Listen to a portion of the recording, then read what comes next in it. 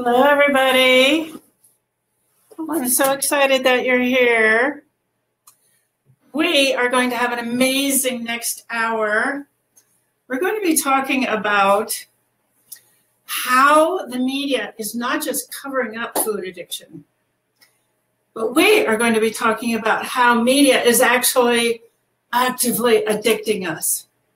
So, when I started out with the newsletter and the TV show, Hidden in Plain Sight, what I really thought I would find is that, media just wasn't reporting on food addiction and, not to believe what you were reading there.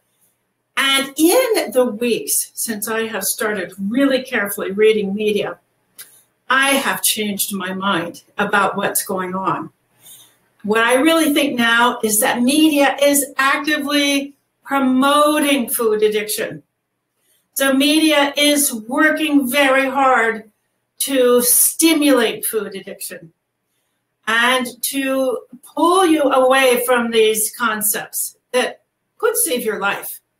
Okay, so if you knew about food addiction, and if you knew about how to get yourself out of that dark pit of food addiction, you would do it. Oh, you would do it in a heartbeat. If every television program you ever saw had a commercial in it for recovery from food addiction, this world would be a different place, and you would be in a different place. So you wouldn't be all alone trying to think of how you could thwart this terrible disease. You would have people all around you who were also recovering from food addiction, who were also just ecstatic that they had given up processed foods and they were happy, they were healthy, just all kinds of diet-related diseases were going away just like that, so easily. You would be surrounded. But that's not the case, is it? So tonight we are going to explore a bit about how does media do this? So when you pick up a newspaper, or you open a magazine, or you watch a television show, or you go to a trusted website, you're not thinking, wow, I can't wait to be stimulated into food addiction. But I am here to tell you that that is exactly what's going on. So tonight we are going to look at a website that claims to be a consumer rating website. And we're going to look at their ratings of diets. How did they decide how did they rank their diet picks? And I think you're going to be very surprised. I think that as a result of listening to the show tonight, you are going to be able to start seeing straight through this nonsense. And it's nonsense. It's the worst nonsense because it's nonsense that's harmful to you. So we're going to be talking about that, how this website ranked diets. So make sure that you stay tuned for that. And then we're going to be talking about an incredible statement in another website about what causes binge eating. And I think, again, you are going to be shocked.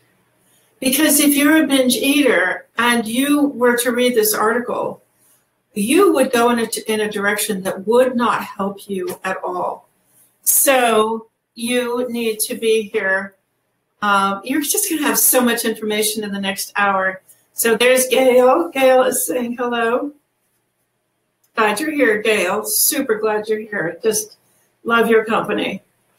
All right, and then we're going to be talking about an article in the New York Times. Now, you would think the New York Times is our friend. It has the best reporting. It wins Pulitzer Prizes all the time.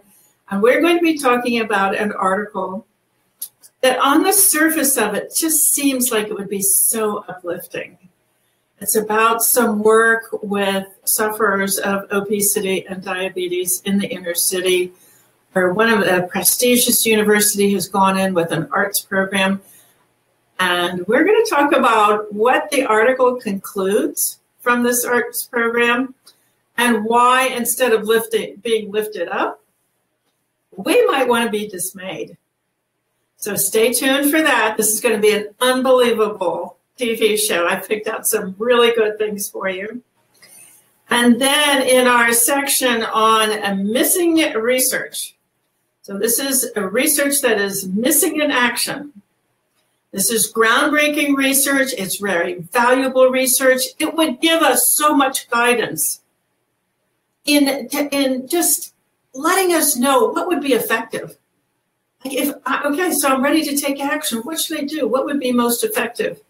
Now, we, of course, use these principles all the time in our Home Addiction Reset program.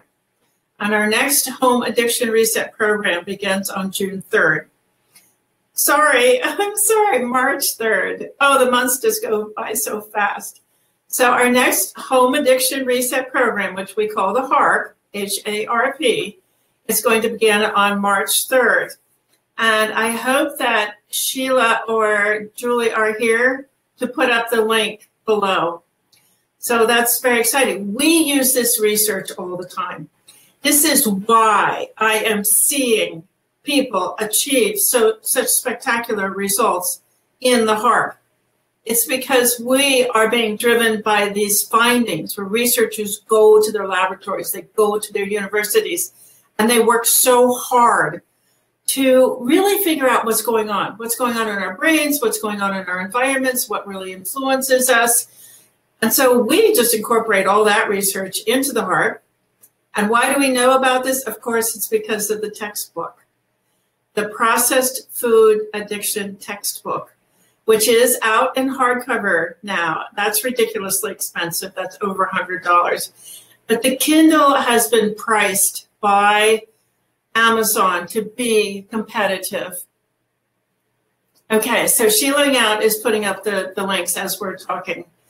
So the textbook is at Amazon. It's Processed Food Addiction by Dr. Joan Ifland, and it has 2,000 studies referenced in the textbook. So we're always trying to get the word out. We're working so hard to get the word out that the research is there.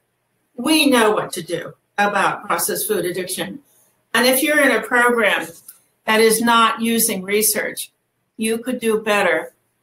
Oh, thank you, Chris Reeder. Chris Reeder says, Joan, you look beautiful.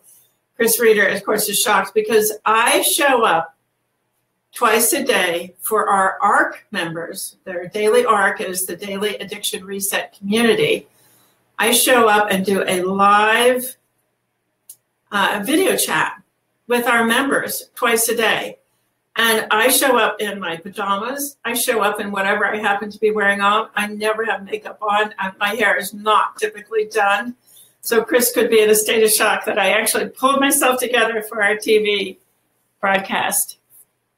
Oh, there is Barb Whitney. I agree. You look great. Thank you. Okay, so there's Sheila putting up the link for the textbook. Rebecca Weber, so glad to have you. You look fabulous. You look fabulous too, darling. You always do. Okay, let us get to our topics. Of course, the theme that I really want to emphasize as we go through this media is that your food addiction is not your fault.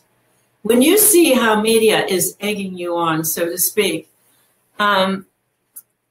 you will just say to yourself, oh, I've been duped.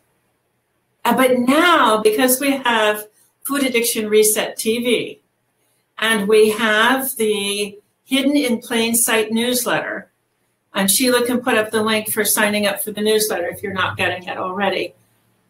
You don't have to read media and be persuaded anymore. In fact, my guess is that as you watch this TV show and you hear the techniques, you eventually will just shy away from media. It's not there to help you. It's there to sell you processed foods. And so a lot of the sort of the editorial content, the stories, the editorial content is there to persuade you to eat processed foods.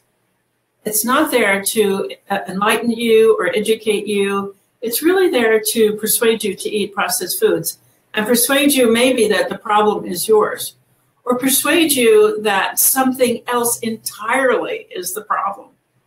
Now, I remember I've done quite a bit of reading about the tobacco experience, because everybody remembers that it's the tobacco industry that got a hold of the processed food industry in the late 1980s. And then you see obesity take off. And they use the same techniques that they used to spread smoking. They use those same techniques to spread processed food addiction. So as we've talked about, advertising, availability, affordability, young age of onset, and addictive properties in the product.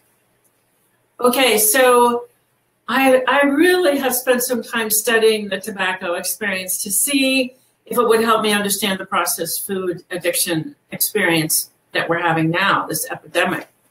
And so I did learn a lot.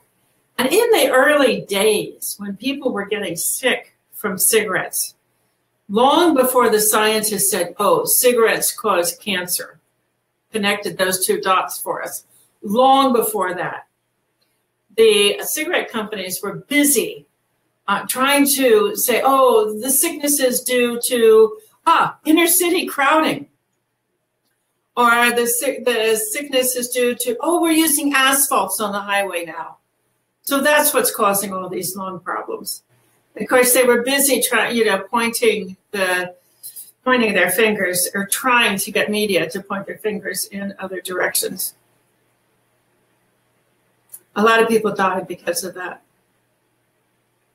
A lot of people died very difficult deaths. And people are dying difficult deaths today because the processed food industry and media are so good at pointing the fingers in other directions.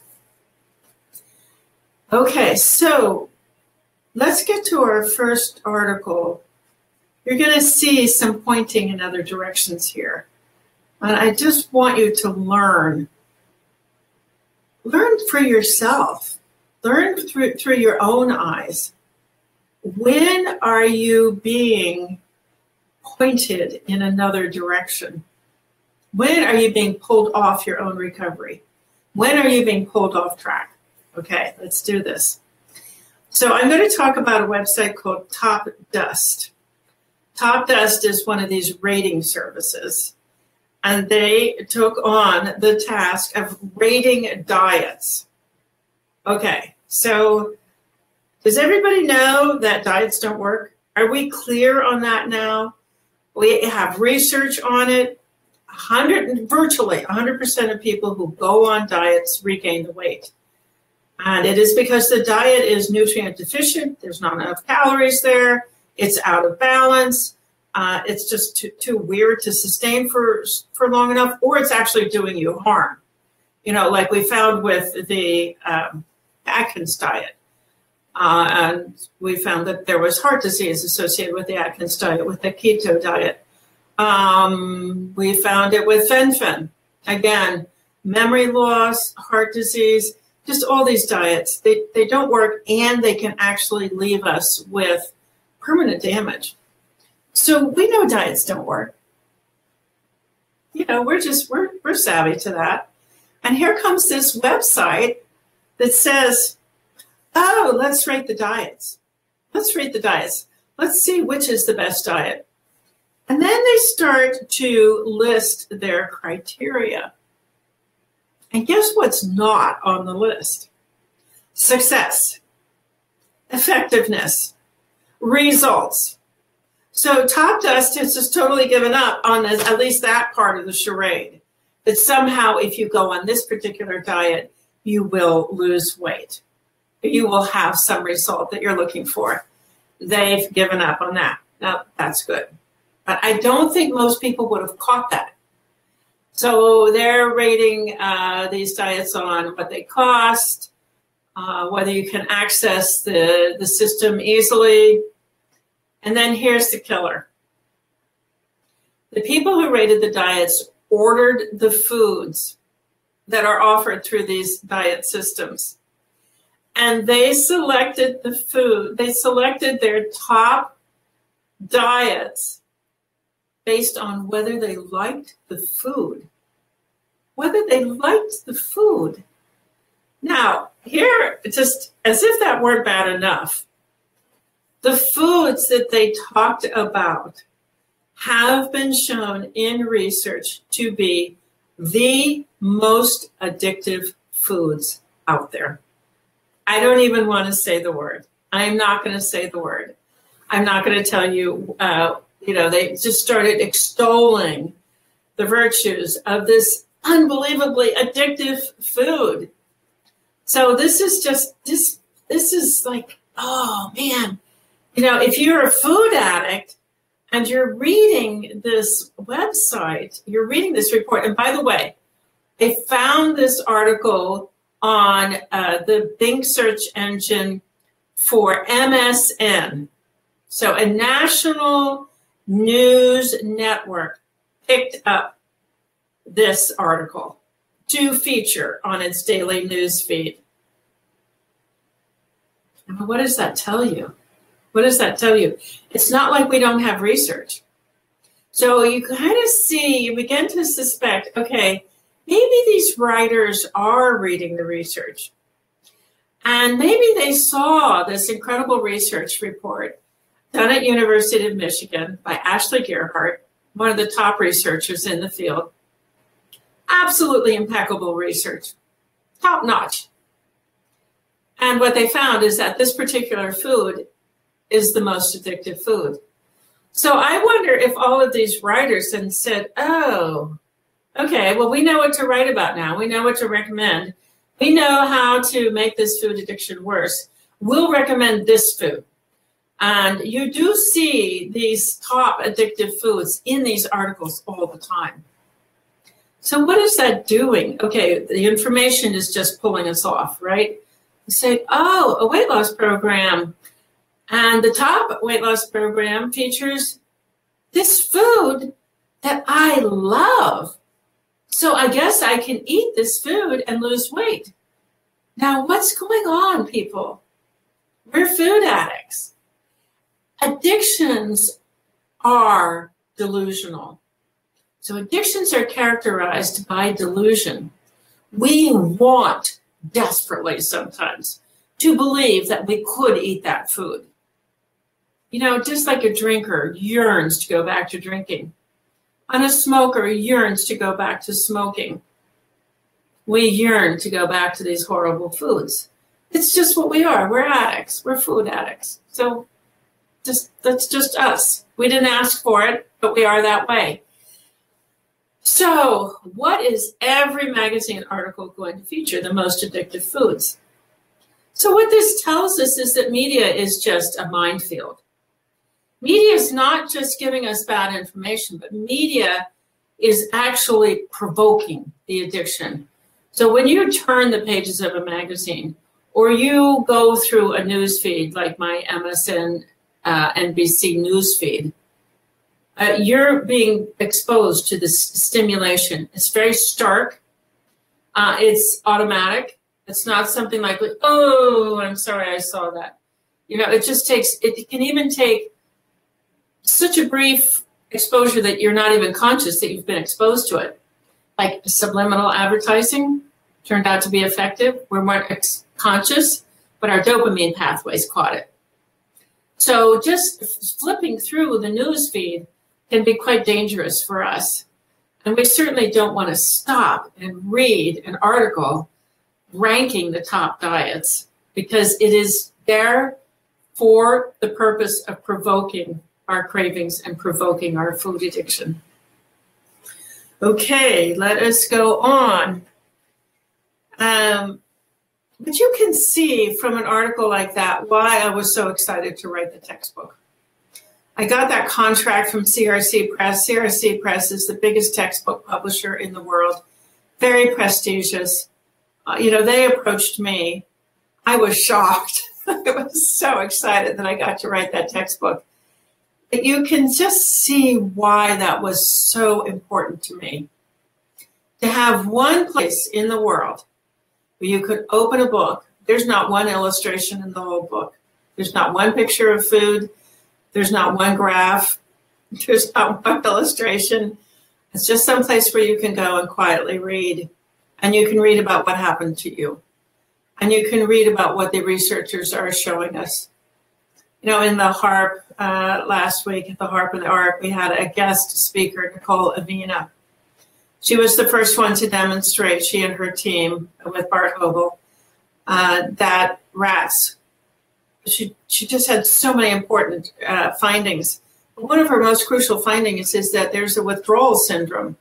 So when rats are coming off of sugar, they have the same symptoms as morphine withdrawal. You know, their paws are shaking and their teeth are chattering. They're in a morphine-like withdrawal. So just that research just doesn't reach the public.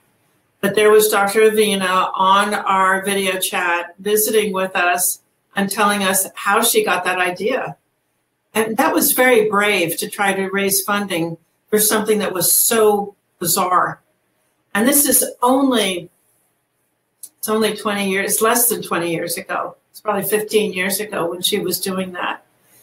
So this is how you know that media is not on your side. Not only they're not on your side, they're actively on the other side. They're actively provoking your food addiction. Okay, here's another one, gosh. This was from the website Eat This. Eat This. Eat This. Now I think this was already maybe the second time I've reported from the Eat This website, because they're clearly making recommendations. So I thought, well, I'm going to give them a chance. And I read this article called 12 Signs You Need to Change Your Diet. Okay, that's pretty intriguing. How would I know I needed to change my diet? Oh, I'll read this article. Well, we food addicts know that there's only one thing that you need to ever change your diet. There's only one criteria. Either you're eating toxic processed foods or you're not. If you're eating toxic processed foods, the diet change is to get rid of them and replace them with balanced protein, carb, fiber, vegetable, fruit, a little bit of fat. Replace them with a very balanced, very complete food plan. Now, you might have other consequences of eating processed foods, but that's so easy. And that advice hasn't changed. I've been doing this for 22 years. That advice has not changed in 22 years. So you can see I could never be a media writer because I would turn in the same story every week. Get off processed foods. Get off processed foods. Get off processed foods. My editor would look at me and said, you can't just file the same story week after week after week. And that's why I think that's usually the explanation given for why media outlets have to make things up, because they need news. They are news outlets. They need something new. And this doesn't change. It's never new, except if you haven't heard it before. But for us food addicts, I've been working the same food plan for 22 years. Yes, I have taken quite a few foods off the list. I've taken dairy off the list, and I've taken soy off the list, and corn, and I've taken things off the list, but the basic structure of the food plan hasn't changed in 22 years. I am now 66 years old. I am just like in the best health of my whole life. I mean, I keep getting better and better. So this is okay. So we're on the Eat This website. 12 signs that you need to change your diet. Guess what one of the signs is? Binging. What causes binging? Processed food addiction. Processed food addiction. Binging is one kind of processed food addiction. It's like there are drinkers and there are binge drinkers. There are cocaine users and there are cocaine bingers. There's smokers and there are smoke bingers. So binging is a kind of an addiction. I wonder now, just use your wildest imagination. So this Eat This website tells you what causes binging. And their big idea is that it's malnutrition. That's shocking. That's shocking. You know, the number of research studies on cravings as a driving force in addiction, or stress as a driving force in food addiction. I mean, there are just dozens of them. I wrote an entire paper. I read so much research about cravings that I actually had to stop at one point and just pretend like I was writing a paper so that I could get the research organized. I don't know, maybe I had 100 studies supporting that paper. And then eventually that paper morphed into the cravings chapter in the textbook. And you will see it's just so well substantiated. Cravings, which are a symptom of addiction, that is what drives binging. Stress will drive binging. That's also very well established in the research. So when you get to a website like this, and you see that they've really drastically distorted what causes binging. You know, they're pointing to malnutrition. Well, malnutrition is a symptom of processed food addiction. It can be a factor in processed food addiction. It's certainly something that you need to pay attention to as you come off of processed foods because they're very low in nutrition. They don't cause addiction. Like malnutrition does not cause alcoholism. And malnutrition does not cause a heroin addiction. Malnutrition does not cause addictions. It's the result of addictions. So then you go back to our example of the tobacco companies saying, oh, lung disease. No, that's caused by asphalt, or no, it's caused by inner city crowding. No, it's caused by cigarettes. It's caused by nicotine addiction. So you see these same techniques being used in processed food addiction as we have seen in the tobacco companies. And when they got control of the processed food addiction industry, they just started applying their own marketing techniques and the way they went.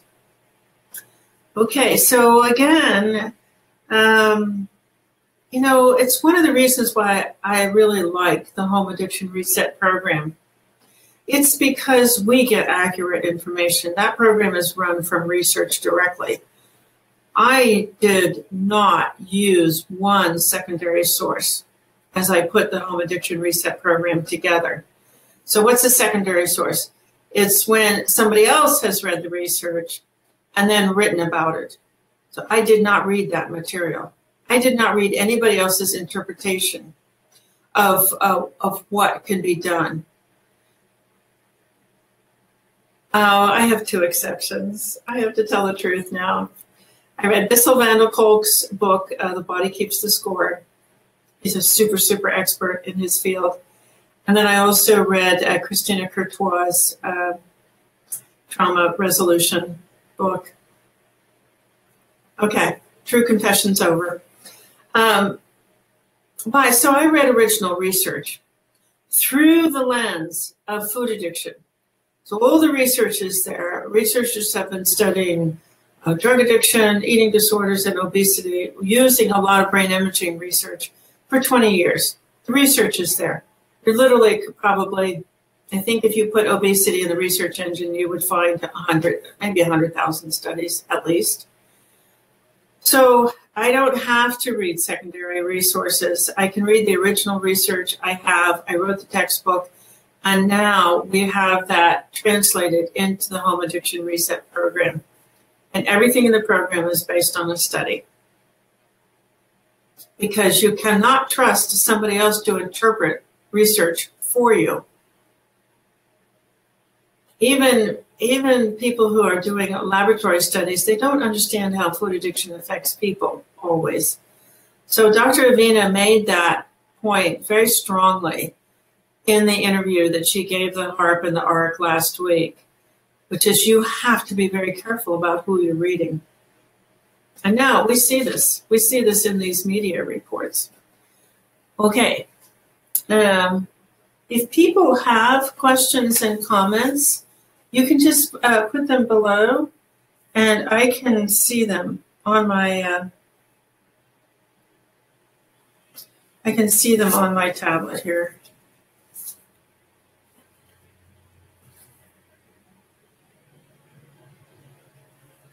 Okay, let's go on to our next article. This is the article in the New York Times. This is an article called Using Art to Tackle Diabetes and Obesity in the Inner City. So I think this took place in LA, where the rates of obesity and diabetes, particularly in uneducated groups of people or less educated groups of people, is really epidemic, and it's horrific. There are amputations, there's blindness, there's kidney failure, just everywhere. People expect to lose limbs in these neighborhoods. It's so bad. So these very well-intentioned university people did a study. They took like a poetry project into these neighborhoods, and they had people who are hit by this epidemic write poetry, and then they had a program for them. And it was meant to be uplifting. I think it was meant to help them.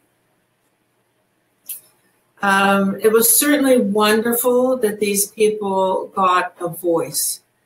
So they got a forum. They got a place where they could express their anguish. That is fantastic. I think we all should have that. In fact, maybe we should have a poetry writing section of the Daily Addiction Reset community. That's a pretty interesting idea. Okay, but what happened in this article is that it went on to say, it did actually end up mentioning food addiction, which I was pretty surprised until I got to the next sentence.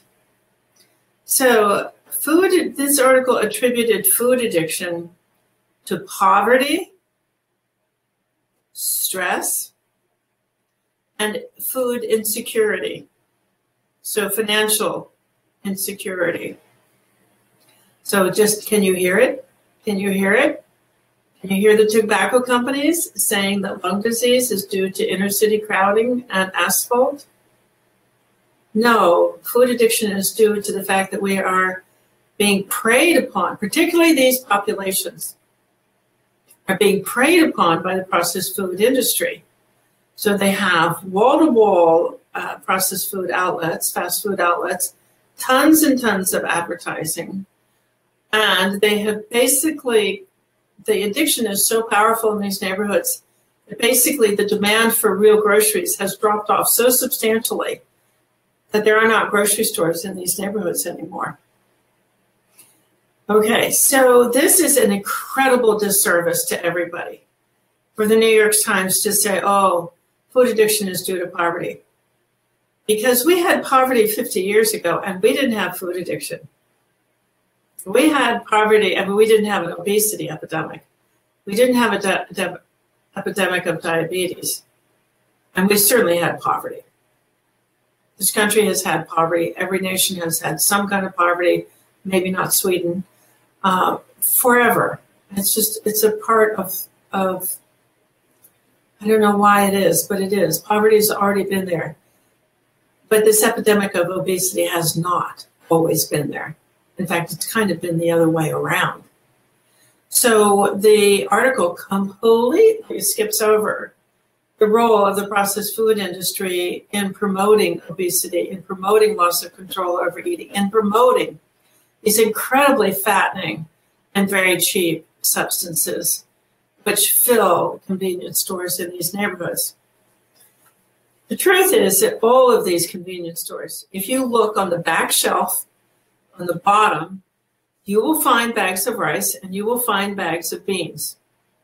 You will find maybe not the best quality eggs, but you will find eggs and maybe an apple or two in the refrigerator of these convenience stores.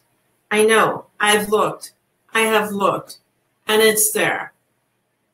So to say what this article could have said is if these people would just buy the rice and beans and eggs and apples in the convenience store, they could get free of this.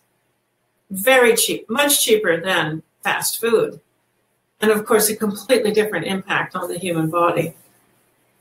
But this article, this is the New York Times. They didn't say that. So even when you read these articles that are supposed to be so uplifting, it's supposed to be really complimentary to these universities, going into these neighborhoods and providing these kinds of services, you just know that this is not helping us. We can write all the poetry in the world, but unless somebody teaches us how to get off of processed foods, we're not going to get better. And so in a way, I guess now that we're really talking this through, this art project is like a Band-Aid on a gaping wound. It's diversionary. And it says, oh, art programs could help. No. It's really great to give people a voice. It's great to give them attention. It's great to say, oh my goodness, I see how awful this is for you. But until you get them the right information, they can't get out of it. So it's not fair. But to me, it's not fair. And I guess I could be attacked for criticizing this program. But those are my grounds for saying, oh no, come on. Come on, New York Times. Okay, so that's where I came out on that article. And that is why we have the Facebook group, Food Addiction Education. It's a place where we can, anybody, if you belong to Facebook, if you have access to Facebook, which is free, then you have access to Food Addiction Education. And we do have a free newsletter, which comes by email. So if you have an email account, you can get our newsletter. If you don't have an email account, just go to gmail.com and create one so that you can get our email letter in your email box on Sunday. We have the broadcast, we have the newsletter goes out on Sunday. It has the links to these articles that I'm referring to. And you will see me in the newsletter, you'll see me say, I'm going to give you the link, but I sure do not want you to go and read this article. I feel like to be complete, I need to give you this link, but I would like to ask you not to go and read this article. And I think you're beginning to see why. But even if you go, and so the New York Times article didn't have any lurid pictures. But even if you go and you read that, it's a very, high-minded article. Maybe you will see what I'm talking about. How they just missed the point. And instead, they're looking over here to something that's not going to help. Okay. So that was my New York Times article. So let's get to oh gosh, I can't get there. So Denise Henry is asking what helps with withdrawing from processed foods. Well, first of all, I do think that getting into the HARP, the Home Addiction Reset Program, is the greatest help at all. You will get a super clean food plan and you will get understanding support. So that when you get that headache, you get that headache with other people. Everybody gets that headache together. They all put the ice pack on or they do whatever their doctor has recommended for pain relief. And we all get through it together. So you spend those 4 days, you're at home, nobody is saying, you ought to be able to get up and do X, Y, Z. No. We recognize that you're in withdrawal. So really going through it with a group of people, wise people, experienced people, people who've been through withdrawal for themselves, who know what the heck is going on. That is my best advice for how to get through withdrawal. Yeah. So Sheila's giving you the link there, Denise, to processfoodaddiction.com. That's where all of our options are. It's where you can sign up for the HARP. You have the link for the newsletter. You have the link for the textbook. You have the link for food addiction education at Facebook. So a lot of resources. It's just your options are right there. We want to meet you where you are. We want to say, okay, you want to read. Okay, here is finally a textbook written by a food addict. I'm a food addict myself, but a professional. I'm a professional food addict. All right, so that's a very good question, Denise. Thank you for that. Now, the other thing that is very hard to perceive in the media is what's missing. So what's going on in the research world that the media is not reporting on? And you can see this also in some media outlets. Like, we got to remember that Life magazine, which was beloved, carried cigarette ads. And I saw just the other day that Time magazine is starting to carry cigarette ads again. It just seems impossible. It just seems bizarre. I do have a subscription to the New York Times, but I will tell you, I don't subscribe to any other outlets. And I do subscribe to the New York Times just to keep an eye on them. Okay, so this was a research report, there's a research study conducted by one of the legends of food addiction research, Miriam Hetherington. She's a British researcher, and now she's one of the chief editors of a very prestigious academic journal named Appetite. So she's long and strong in her field. And she does very practical research. So that's what I really like about her research, is that she's answering questions which we can just put right to use in our lives. So she did a very clever study. She wanted to know what happens to our intake, our food intake, like what happens to how much we eat, depending on who we're with. And wouldn't you like to know that? Wouldn't you like to know, oh, so I'm more likely to eat too much if I eat with these people and not those people? That really helps me. So when I want to see those people, I'm not going to eat with them. I'll go for a walk with them, or I'll meet them at the library or something like that, but I won't eat with them because I don't want to overeat. That would be so practical. That would be so useful. That would be so amazing to know. Media wants to provoke you and miseducate you into eating more, okay? So here's what Marian Hetherington found out. Oh, let me tell you how she did the study, because this was really smart. So she put up a buffet in her laboratory, in her university. She invited people to come. She got her study participants, and she gave them the same person now on different days. She had them come back 4 different days, and she changed the circumstances that they were eating under.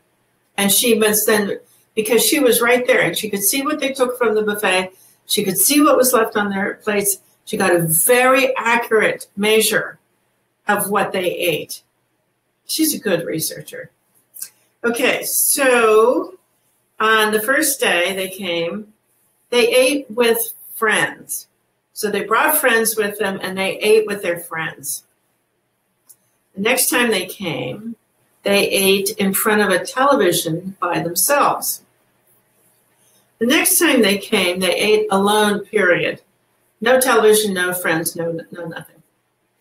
And then the last time they came, they ate with strangers, people they didn't know, people they'd never seen before. I wonder if you would like to guess. Would you like to guess when people ate the most? It was in front of the TV. So I know people become incensed out there in those Facebook groups when I say really fight to get off of TV. TV is just one giant overeating stimulant, no matter what you're watching, regardless of programming. It's pulling your attention away from what you're eating, and it's provoking you in ways that are very subtle. Oh, gosh, I mean, I was just thinking, oh, I should be covering TV shows in my Hidden in Plain Sight newsletter, except I cannot stand to watch television. I don't know. I'll have to figure out some other way to do that. Okay, so it was television. Television produced the greatest overeating. When people were watching television and eating, they ate 18% more than when they were eating alone. When they were eating alone or with strangers, they ate the same amount. But when they were eating in front of a television, they ate 18% more food. So can you see why this is not your fault? Can you see why this is not your fault? Now, here's what's so interesting. When people were eating with friends, they ate 14% more than when they were eating alone or when they were eating with strangers. So this kind of tells you, oh, gosh, eating with friends. So you can kind of go one of two ways. You can say, I'm going to invite my friends over to my house, and I will give them my beautiful food. So you can always give guests our food. Our food is so beautiful. You can give them grilled salmon and green beans and rice or sweet potato. And then if you want to have your snack for dessert, you can have cut up fruit and, maybe some smoked salmon or something with it for dessert, appetizer. You can figure it out. So maybe have friends over, or if you want to meet friends, go for a walk with them. Go to the park. Go to a library. Meet them in a library. Libraries have meeting rooms where you can meet people. Just don't go and eat with them. Okay, so does that make sense? But that is exactly how we're translating research into really practical advice. This is not mysterious. It's not hard to understand. Marianne Hetherington did a great job on this study. So, we have access to it. We can use this kind of information. Media does not want us to have this information. So media covers it up. All right, so that is my report for tonight. You can just see why overeating and food addiction is not your fault. We're being given articles like how to eat the most addictive foods on a diet. The best diet has the most addictive foods. And then we're given like other really bad information, like maybe it's malnutrition that's causing your binging. Because if you got that bit of information and you're a food addict and you want to believe in delusion, which we all do, you would just go and get supplements. And you would say, oh, these supplements, these very expensive supplements. Surely if I spend enough money on these supplements, I will stop binging. That's what that article would lead you to believe. And it's not true. It's not true. And then somehow that if we could do enough artwork, that would help the obesity and diabetes epidemics. That's also not true. And that we can't eat in front of the television. So you can see the deception in the media is there. It's not helping us. In fact, it's actively hurting us. So let me see. We have a few more minutes. I'm just going to take a second here and see if I can find you guys on my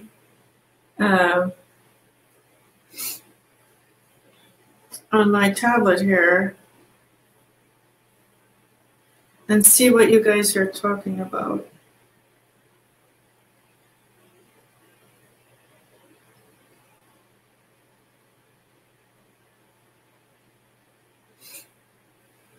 Okay. Sheila Yount. Oh, Sheila. I care for you so much. Sheila is really a pillar of the ARC and the HARP. She's just been a warrior in this field for a long time, and we're really lucky to have her helping keep us organized. A lot of the reasons why we communicate with you is because Sheila's on it. Julie Bennett is on it. Excel Katz is on it. And then we have some new volunteers coming along from the February Heart, and it's just so exciting to see people engaged in this service.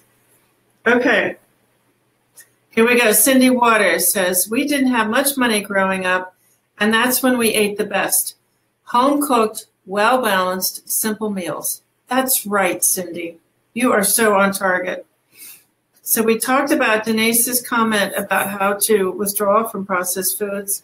Join the Home Addiction Reset program. Sheila is giving the websites. So you've got the websites there. Welcome, Diane. Welcome, Lynn. Let's see. Where are the rest? I don't know how to figure out where the rest of my comments are.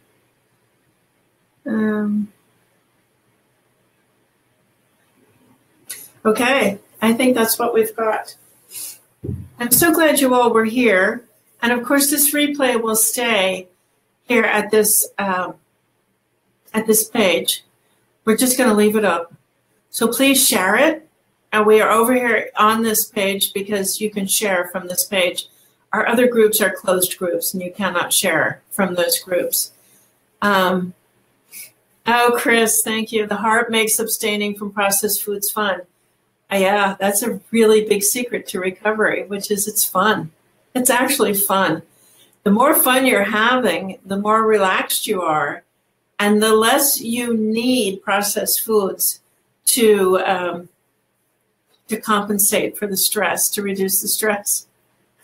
So, all right, I'm going to tell the truth. Today in the afternoon video chat meetup, I did my best imitation of,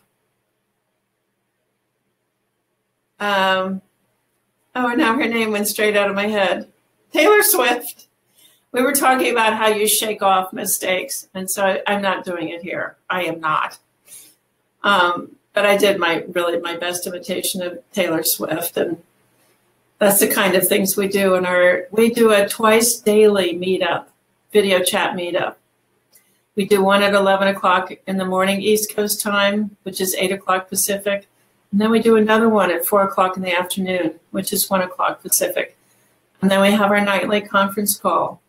So there's never more than a couple hours before you're going to be in contact with a group of food addicts who know what you're going through. So we do have fun. We really do. I don't know if I'm ever going to do my Taylor Swift imitation again, but maybe by popular demand. Okay. Okay, Sheila Young says, I love the meetups. They're such a wonderful part of the heart. All right, you guys, you have been a great audience. Thank you so much for participating and for being here.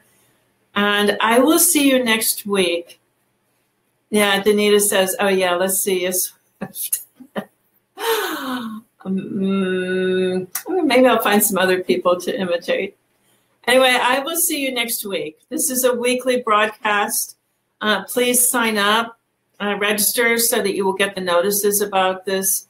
I really like the idea of having you read the newsletter, read the blog before the broadcast, because these concepts are so big that I think it's really helpful to read, have exposure, and then hear me talk about them. And then they will be, then I think that information will sink in and it'll become more real to you. All right. Goodbye, everybody. I care about you so much, and I'm so glad you're getting this information. Take care.